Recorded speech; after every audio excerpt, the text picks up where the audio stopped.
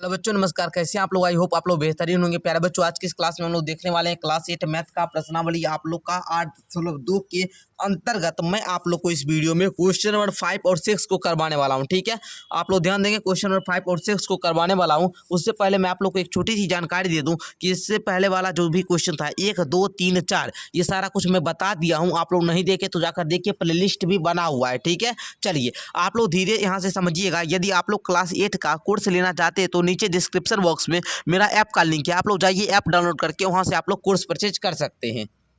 आइए बच्चों, अब हम लोग क्वेश्चन नंबर 5 को समझते हैं। क्वेश्चन नंबर 5 आप लोग समझिएगा। क्वेश्चन नंबर 5 आप लोग का पहले पढ़िए। क्वेश्चन कह रहा है कि एक दुकानदार एक जोड़ी जूते 1250 रुपया मूल्य अंकित करके ग्राहक को खरीदने पर 20% की छूट देता है। कहता है 1250 रुपया जूता के जो ऊपर का जो बॉक्स होता है ना, उस पर लिख देता है। लेकिन कहता है अगर आप खरीदिएगा ना तो आपको 20% हम छूट दे देंगे। ठीक है, मतलब 20% बट्टे पर। ठीक है, तो वो छूट देता है। तो छूट देने के बाद दुकानदार को 25% का लाभ प्राप्त होता है। तो जूते का क्या मूल्य, अब बताइए जूते कितना में दुकानदार खरीदा था? सिंपल आप लोग ये बताइए। अब देखिए 20% 1250 रुपया अंकित किया है और आप 20% छूट देता है, तब जो रुपया आता है उस पर उसको 25% का लाभ होता है। क्वेश्चन बड़ा बढ़िया है, समझिएगा समझिएगा क्वेश्चन। पहले आप लोग लिखेंगे, यहाँ पर ध्यान से समझिए। इसको थोड़ा सा आप लोग ऐसे मोड़ देते हैं तब आपको समझ में आएगा। पहले क्वेश्चन में लिखिए, जरा सा लिखिएगा, समझ में भी आएगा। देखिए पहले लिखिए, अंकित मूल्य कितना है?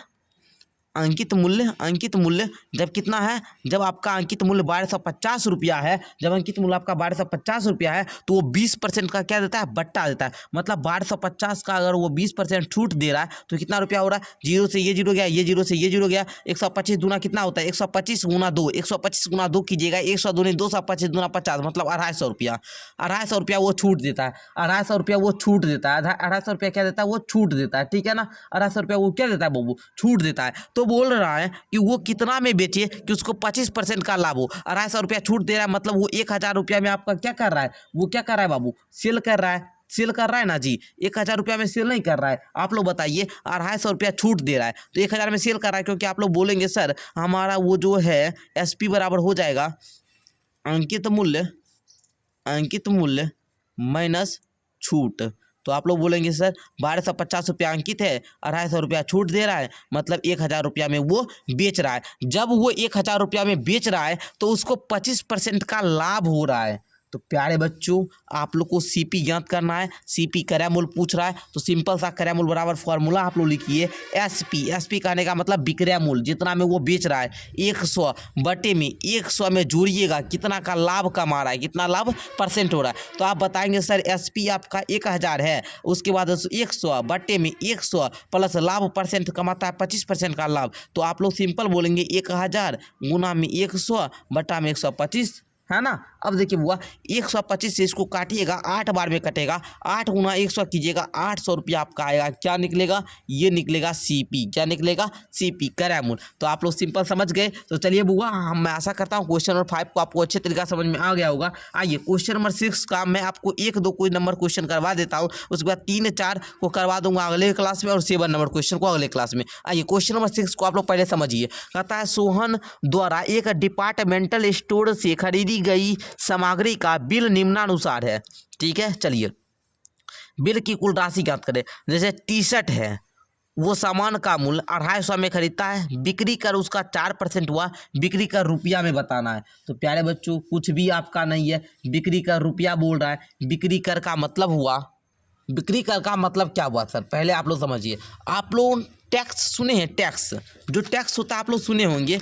टैक्स नहीं, दुकानदार लोग बोलता है कि इसमें हमको टैक्स भरना पड़ता है, आप लोग सुने होंगे, सुने हैं ना। चलिए, तो इसका ये मतलब हुआ, अगर दुकानदार 250 रुपया में वो टी शर्ट को बेच रहा है ना, तो 250 रुपया में क्या होगा, उसको 4%, वो टी शर्ट बेचने पर उसको जो 4% होगा वो उसको सरकार को टैक्स देना पड़ता है। ठीक है, उसको क्या देना पड़ता है? टैक्स देना पड़ता है। यह सरकार वसूलता है। टैक्स कौन लेता है? इस टैक्स को हिंदी में कर बोला जाता है। और बिक्री कर मतलब जो भी सामान आप बिक्री करेंगे उस पर आपको टैक्स लगेगा। ठीक है ना, ठीक है, इसको हम लोग बोलते हैं वैल्यू ऑफ टैक्स। ठीक है ना, तो ये आपका कर हुआ। ठीक है, मतलब 250 रुपये में 4% उसको क्या दिया? कर देगा। किसको? सरकार को। सरकार वसूलेगी। तो कितना रुपया हुआ बताइए? तो आप लोग कुछ भी नहीं करेंगे सर, 250 का आप लोग 4% ज्ञात कर लीजिए। 4% ज्ञात कर लीजिए, ये जीरो से ये जीरो गया। अब बताइए तो आप लोग हमको, अच्छा यहाँ पर देखिए 5 दूनी के 10, अब 5 25, 2 एकम 2, 2 दूना 4, मतलब मतलब 5 दूनी 10 रुपया। 10 रुपया क्या हुआ, बिक्री कर, तो यहाँ पर 10 रुपया लिख दीजिए, सिंपल सा है। उसके बाद देखिएगा क्रोकरी पे 300 का 10% कितना हो जाएगा, 300 का 10% ज्ञात कीजिए।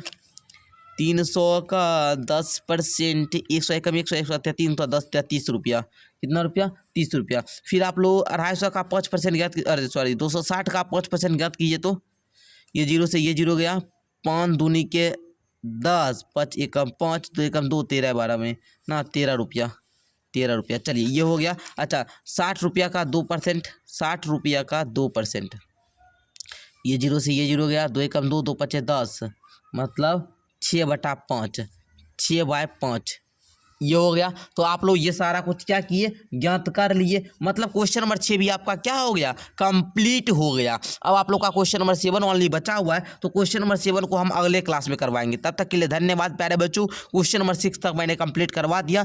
आज के लिए इतना ही रहने देते हैं, फिर मिलते हैं नेक्स्ट क्लास के साथ। यदि आप लोग क्लास 8 का कोर्स लेना चाहते हैं तो आप जरूर डाउनलोड कर लीजिएगा, जो कि आपको डिस्क्रिप्शन बॉक्स में दिया गया है।